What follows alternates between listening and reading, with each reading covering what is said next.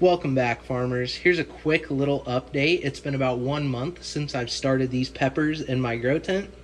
As you know, winter's coming around the corner, and I just can't really grow peppers outside right now. I figured I'd keep some plants growing during the winter and see how they do. So, if you haven't watched my previous video, I showed you how to set this operation up. We have a budget aero garden right here that is holding 6 plants right now, and as you can tell, they've taken off and they're doing really well. And we also have a chocolate habanero growing in a kratky setup over here, and it has also been doing very well. But we do have some bad news. Both plants that are growing in this big reservoir are not doing well at all, and I'm pretty sure that they're not going to recover. This was the KS white tie that I took out of the garden. As you can tell, it's not looking very good, and this one is probably toast. Also, the KS Peach Starburst is not going to be making a full recovery. So I don't know what happened with this reservoir. The pH might have went out of whack when I put this plant in here, but they're both dead, and we're going to have to replace them and grow something else. So as you can tell, these 2 reservoirs are doing very well. And what I'm going to have to do with this one right here, we want our plants to be short and stocky. Some of the Chinense variety ones that I'm growing are staying nice and short and stocky, but it seems like the ones that are not Chinense varieties are trying to grow up really tall really quick, and we're going to have to do some trimming and topping on these peppers. Topping is when you go through and take a big chunk off of it, and it'll grow up shorter and bushier. I probably won't have to do it with these 2 because I do believe these are Chinense varieties and they tend to grow that way anyways. Just like the chocolate habanero right here, short, stocky plant. It's not really trying to grow up too quickly.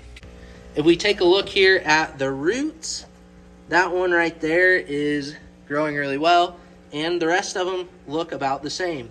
I will have to add water here soon with some nutrient mix, and hopefully they continue to grow the way they have been.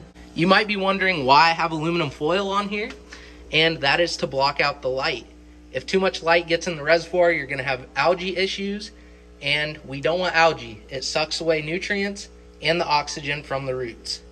The perfect example of algae is right here, and this very well could be the reason that this plant did not make it, because there might have been some algae issues in this reservoir. So let's take a look. Here's the roots of the plants that didn't make it. And as you can tell, they're brown, suffocated, and they're just not looking good.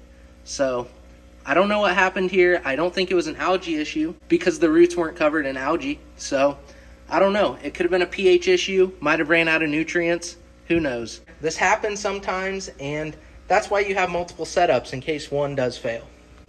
So like I said earlier, some of these plants are going to need topped, and I'm going to go through and do that right now. So remember what these look like. I'm going to go through and trim them, and it's okay to take a big chunk off. As long as there are enough leaves there to generate more growth, then you're fine. You definitely don't want big leaves like this in a small setup because they will require a whole lot more energy, and they do not give as much energy to these little leaves. As you can tell, they're not as dark green. So I went through and trimmed them back, and that might seem kind of contradictory of how you might want to grow plants. But what it'll encourage is more growth on the area that is there, and that's going to develop a nice bushy plant opposed to a tall stringy one that has leaves going all the way up it. We really want our plants to look more like this one. This one's growing very beautifully, and I hope it continues to do so. So here's a little root update on the chocolate habanero. And as you can tell, these roots are bright white, nice and healthy. I do believe this plant will be very successful if it keeps growing at this rate. So yeah, there's a little update on the grow tent and how it's looking right now. I need to replace these at some point and fill up these 2 buckets. No reason to have the grow lights on and using up all this energy if I'm not growing more plants. So if you have any suggestions on what you want to see in these buckets, let me know and I'll grow them for you. I really do plan on growing all of these out to give people seeds, along with the chocolate habanero. So thanks for watching.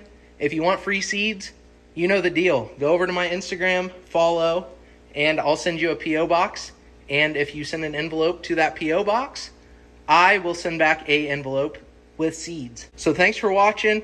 Subscribe, follow me on TikTok. There's a lot of content coming over there. I'm about to do a really cool series, hopefully here soon. I really appreciate the support, and I hope your plants are growing just as well as mine.